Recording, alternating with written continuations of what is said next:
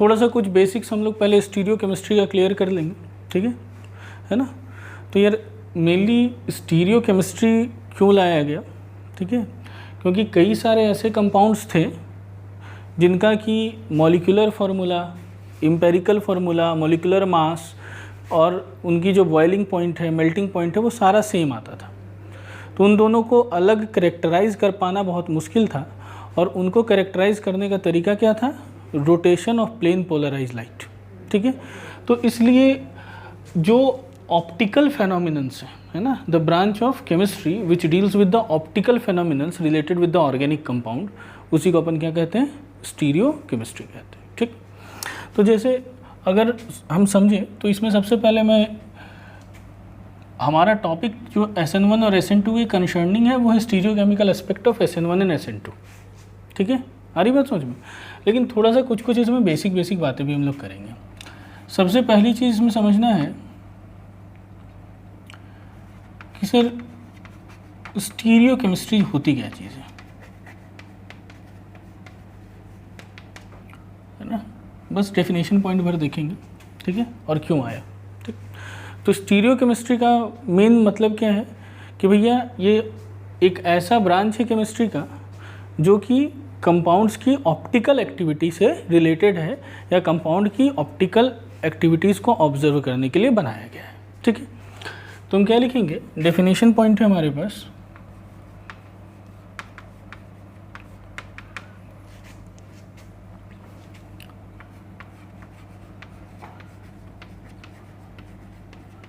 the branch of chemistry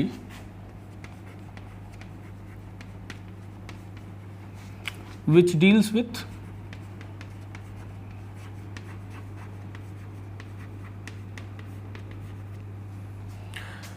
the optical behavior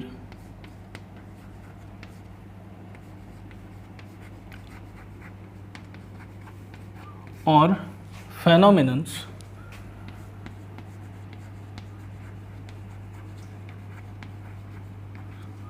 ठीक है, related to the organic compounds, ठीक है। जो ऑर्गेनिक कंपाउंड्स हैं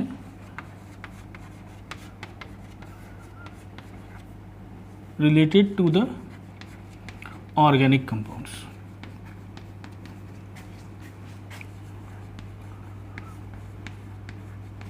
ठीक है।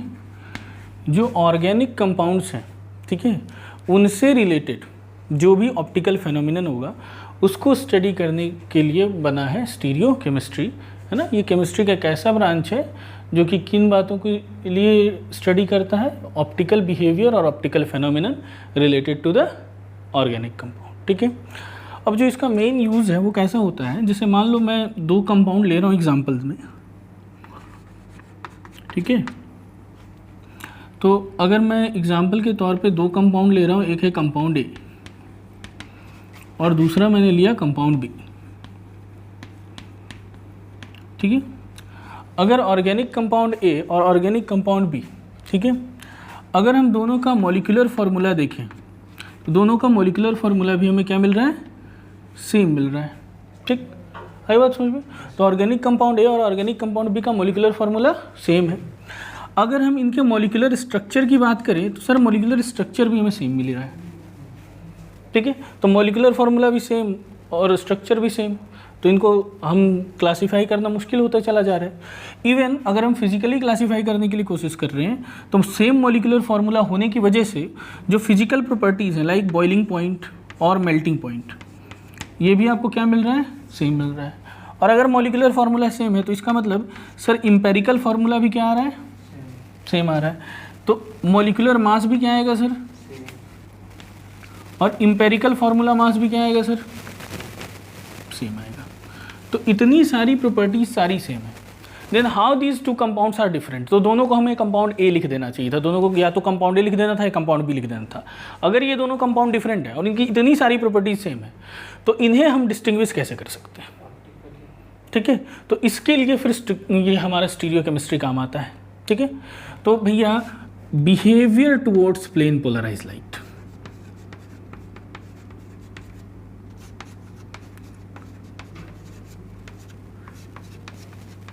ये डिफरेंट है दादा। Behaviour towards plane polarise light, मतलब प्लेन पोलराइज लाइट के लिए जो व्यवहार है, जो बिहेवियर है, जो रोटेशन है, ये बिहेवियर कहने का मतलब क्या है, रोटेशन है ना, rotation of plane polarise light या behaviour towards plane polarise light. ठीक है, तो भैया जो प्लेन पोलराइज लाइट का रोटेशन होगा जब ये कंपाउंड के थ्रू पास करेगा पीपीएल, है ना, तो उसका बिहेवियर दोनों कंपाउंड में, मतलब प्लेन पोलराइज लाइट का रोटेशन जो होगा वो डिफरेंट होगा। ठीक है, नहीं सर, लाइट रोटेट नहीं करता है, लाइट की पोलैरिटी रोटेट करती है। ठीक है, बात समझे, लाइट रोटेट नहीं करता है, पोलैरिटी रोटेट करती है। बात समझ गए। अब देखो, अब सर सबसे पहला क्वेश्चन स्टीरियो केमिस्ट्री क्या होता है और कहाँ यूज़ होता है, क्यों ज़रूरी है, ये हम समझ गए। अब सबसे पहली चीज़ देखो कि सर ये प्लेन पोलराइज लाइट क्या होता है, इसको हम लिखते हैं टॉपिक नंबर बी, है ना, कि sir what is plane polarise light.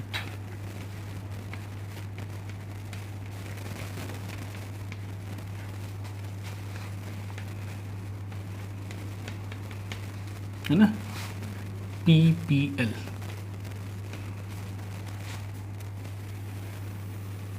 ठीक, ठीक है।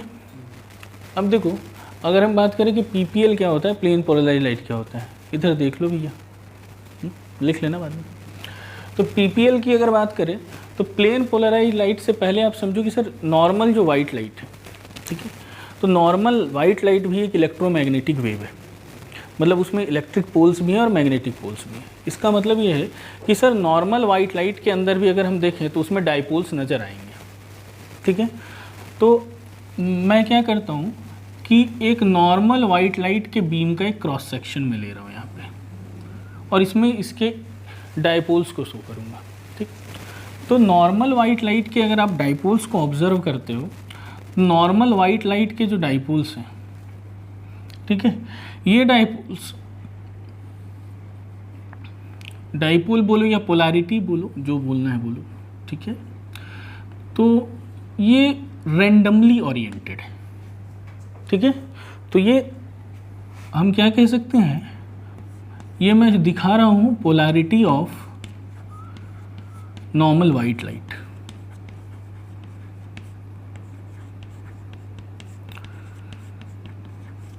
ठीक है, ये नॉर्मल वाइट लाइट की पोलैरिटी है। ऊपर में हम लोग क्या करेंगे, ये ऐसे लिख लेते हैं, ये प्लस, इधर minus, plus minus, positive negative, है ना, फिर यहाँ पे यार पॉजिटिव कर लो, यहाँ पे नेगेटिव कर लो। ठीक, तो हम देख सकते हैं कि जब जो डाइपोल्स हैं या जो पोलैरिटी है रैंडम वाइट लाइट की, है ना, तो वाइट लाइट की जो पोलैरिटी है वो रैंडमली ओरिएंटेड है। ठीक है, तो हम क्या देख सकते हैं कि polarity of normal white light ये रैंडमली ओरिएंटेड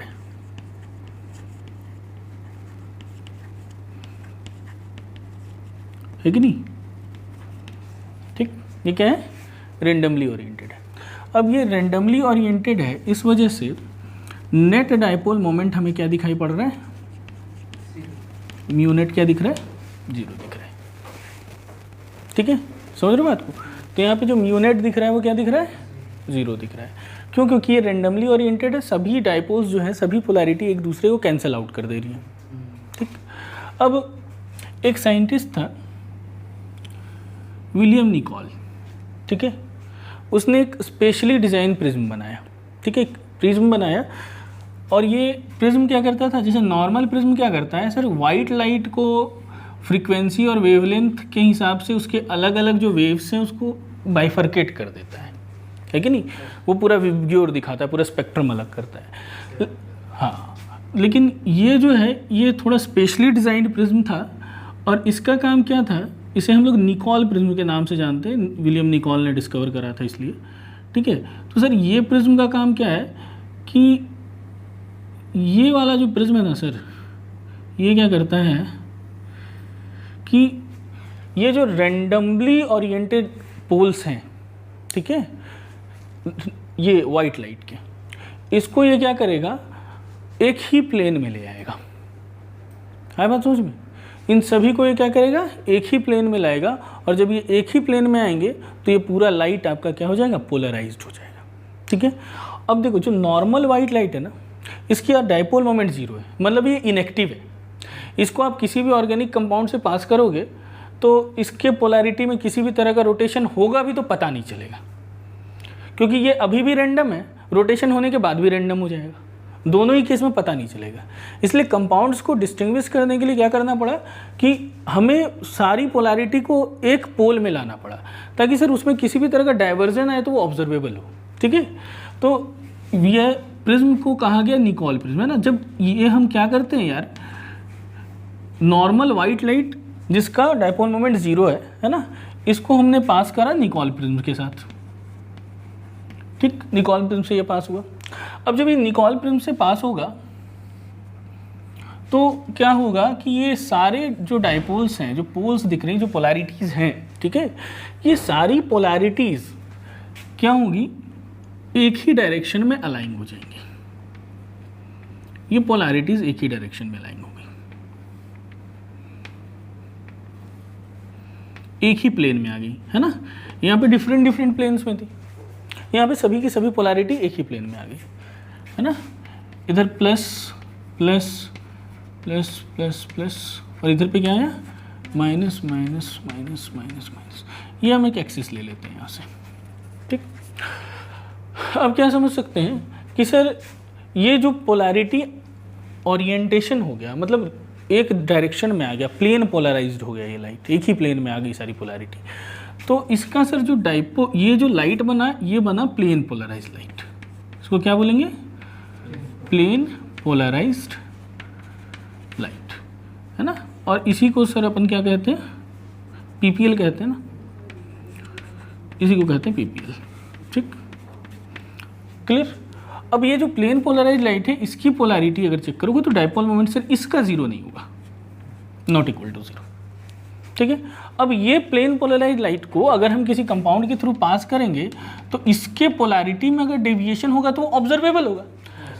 अब अगर आपसे ऐसा प्रश्न पूछे कि सर अगर हम नॉर्मल वाइट लाइट को किसी कंपाउंड से पास करते हैं जो ऑप्टिकली एक्टिव है, तो क्या नॉर्मल वाइट लाइट की पोलैरिटी में डेविएशन होगा? यस सर, होगा। अगर हम प्लेन पोलराइज्ड लाइट को पास करते हैं किसी ऑप्टिकली एक्टिव कंपाउंड से तो भी उसकी पोलैरिटी में डेविएशन होगा। फ़र्क बस इतना है कि रैंडम वाइट लाइट जो है ना, इसको अगर आप किसी ऑप्टिकली एक्टिव कंपाउंड से पास कर रहे हो तो इसकी पोलैरिटी में जो डेविएशन हुआ है वो ऑब्जर्वेबल नहीं है, क्योंकि इसकी पोलैरिटी अभी रैंडम है। जब ऑप्टिकली एक्टिव कंपाउंड से पास हुआ तो डेविएशन हुआ, लेकिन डेविएशन के बाद भी वो स्टिल रैंडम ही रह गया, तो ऑब्जर्वेबल नहीं है। डेविएशन तो हुआ लेकिन ऑब्जर्वेबल नहीं है। लेकिन अगर इस प्लेन पोलराइज्ड लाइट में डेविएशन हो रहा है, ठीक है, तो अगर ये राइटवर्ड मुड़ता है तो हमें डेविएशन पता चलता है, लेफ्टवर्ड मुड़ेगा तो डेविएशन पता चलेगा, क्योंकि ये क्या है, एक ही प्लेन पर है, यूनिफॉर्म है। समझ रहे हो बात को? ठीक है, अब देखिए क्या होगा कि ये जो प्लेन पोलराइज्ड लाइट है, ठीक है, इसको हम दो अलग अलग कंपाउंड से पास करेंगे। जो कंपाउंड मैंने लिया था, कंपाउंड ए और कंपाउंड बी, ठीक है। और मैंने क्या कहा है कि इनका जो डेविएशन या रोटेशन या बिहेवियर है प्लेन पोलराइज्ड लाइट की तरफ, वो दोनों का क्या है, डिफरेंट है। तो इस बात को हम लोग ऑब्जर्व करते हैं। ठीक है, अब समझो, अगर ये जो प्लेन पोलराइज्ड लाइट है, इस प्लेन पोलराइज्ड लाइट को अगर मैं किसी ऑर्गेनिक कंपाउंड से पास करता हूं तो दो संभावनाएं हैं। ठीक है, पहली संभावना ये है कि प्लेन पोलराइज्ड लाइट जो है उसकी पोलैरिटी डेविएट होगी, और दूसरी संभावना है कि नहीं हो। है बात समझ में? तो इसका दो चांसेस है। पहला ये है कि द पोलैरिटी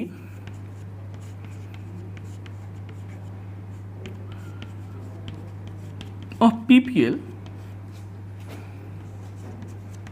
get deviated और rotated। ठीक है, पहली संभावना ये है। और एक संभावना और है कि the polarity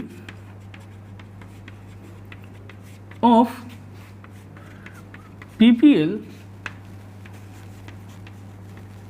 do not deviated or rotated।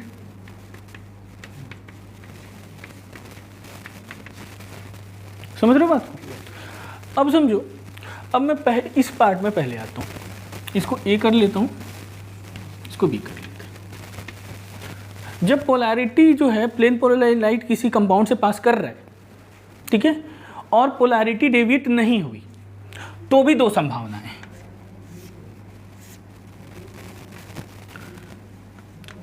Chiral carbon पहचानने सिखाए थे। तो कायरल कार्बन अगर है तो इसका मतलब कंपाउंड ऑप्टिकली एक्टिव है। आ रही बात समझ में? तो अगर आपको पोलैरिटी प्लेन पोलराइज्ड लाइट की डेविएट नहीं हो रही है, समझ रहे हो, और कंपाउंड ऑप्टिकली एक्टिव है, क्या बनेगा? रेसमिक मिक्सचर है, ठीक है। और अगर पोलैरिटी डेविएट नहीं हो रही है और उसमें कोई कायरल सेंटर नहीं मिल रहा तो ऑप्टिकली इनएक्टिव है। तो यहाँ पे दो संभावनाएं और बन जाती हैं, जहाँ पे प्लेन पोलराइज्ड लाइट रोटेट नहीं कर रहा है वहाँ पे भी ऑप्टिकल एक्टिविटी हो सकती है, जो कि है रेसमिक मिक्सचर। तो यहाँ पे दो चांसेस है, ठीक है। एक तो कंपाउंड ऑप्टिकली इनएक्टिव होगा, ऑप्टिकली इनएक्टिव होगा वो हम लोग कैसे पता कर सकते हैं? ठीक है, ऑप्टिकली इनएक्टिव होगा इसका मतलब कि उसके सुपर इम्पोजेबल मिरर इमेजेस होंगे। और दूसरा कि ये क्या हो बेटा? Racemic mixture. कौन से रिएक्शन का प्रोडक्ट रेसमिक मिक्सचर था?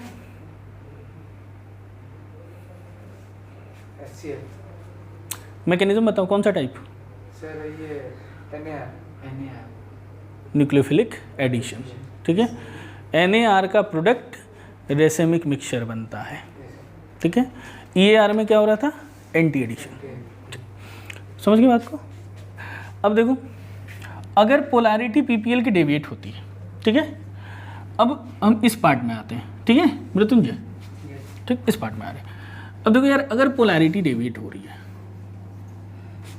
तो इसमें दो संभावनाएं बनती हैं, है कि नहीं? पहला, हम ऑर्गेनिक कंपाउंड A को उठा लेते हैं, ठीक,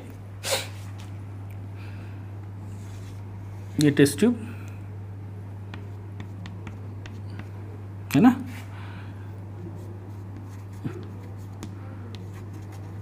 ऑर्गेनिक कंपाउंड ये, ठीक। अब जब हम लाइट को पास कर रहे हैं, मतलब कौन सी लाइट पास हो रही है इसको ध्यान देना है ना, ठीक है, ये वाली PPL, ठीक। तो PPL जो है यार, उसमें पोलैरिटी हम देखे थे कि यार सारी पोलैरिटीज कैसी हैं? यूनिफॉर्म है।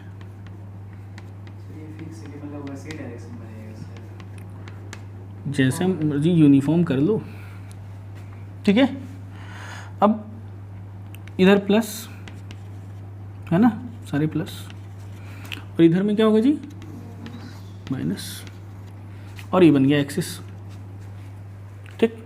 अब जब ये PPL इससे पास हुआ, और पास होने के बाद अगर अपन देखते हैं कि सर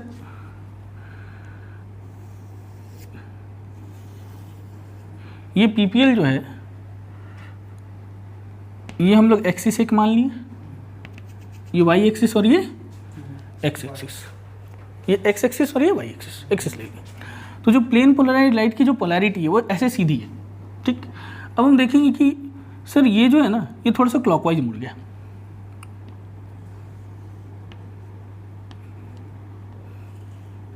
ये पोलैरिटी किधर रोटेट हो गई? क्लॉकवाइज। अगर ऐसा होता है तो ये कंपाउंड डेक्स्ट्रो रोटेटरी है, ठीक है। तो ये इधर पॉजिटिव पॉजिटिव,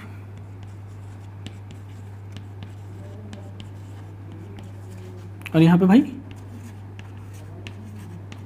नेगेटिव, ठीक है।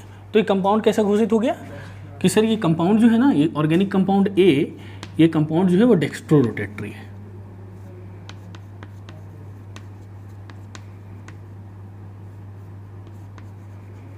और डेक्स्ट्रो रोटेटरी कहने का मतलब यार, डेक्स्ट्रो रोटेटरी को रिप्रेजेंट कैसे करते हैं सर? प्लस से रिप्रेजेंट करते हैं, प्लस या स्मॉल d, हाँ। कैपिटल D अलग चीज़ है, ठीक। कैपिटल D और स्मॉल d में कंफ्यूज मत हो ना, कैपिटल D बिल्कुल अलग बात है, ठीक है। तो इसको प्लस से रिप्रेजेंट करेंगे या स्मॉल d से रिप्रेजेंट करेंगे डेक्स्ट्रो रोटेटरी। क्यों? क्योंकि ये पोलैरिटी जो है क्लॉकवाइज रोटेट हो गई, है ना।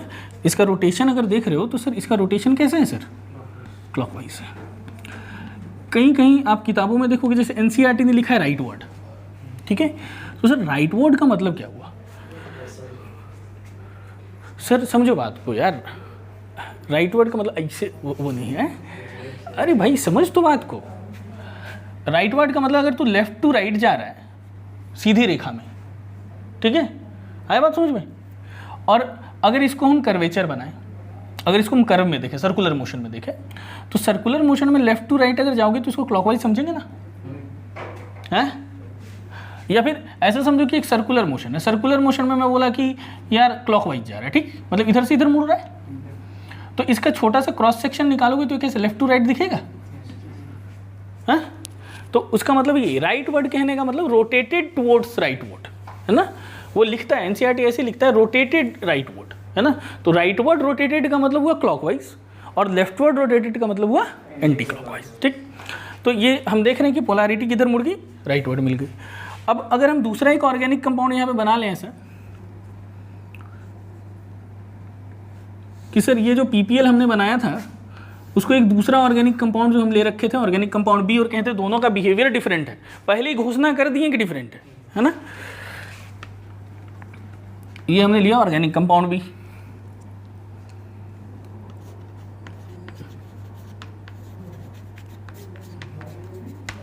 ठीक। तो जब ऑर्गेनिक कंपाउंड बी से ये के थ्रू ये पास हो रहा है और हम इसकी पोलैरिटी देखते हैं, ठीक है,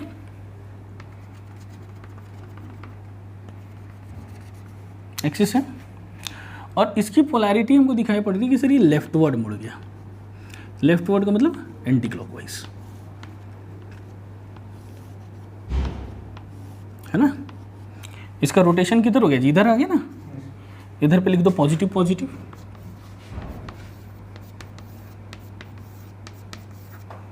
इधर पे लिख दो नेगेटिव नेगेटिव, ठीक। तो ये किधर मुड़ गया बोलो, एंटी क्लॉकवाइज, किधर मुड़ गया, एंटी क्लॉकवाइज मुड़ गया, ठीक। तो जब ये एंटी क्लॉकवाइज रोटेट हो रहा है इसका मतलब अपन क्या कहेंगे कि सर घोषणा कर दें, क्या घोषणा करना है बोल रहे मृत्युंजय, ये क्या है माइनस, ये कंपाउंड जो बी है वो लीवो रोटेटरी है बात समझ में, compound B is laevo rotatory, आई बात समझ में, ठीक है। कंपाउंड बी जो है हमारा वो कैसा है, लीवो रोटेटरी है, ठीक है। और रिप्रेजेंट कैसे करेंगे सर, एल या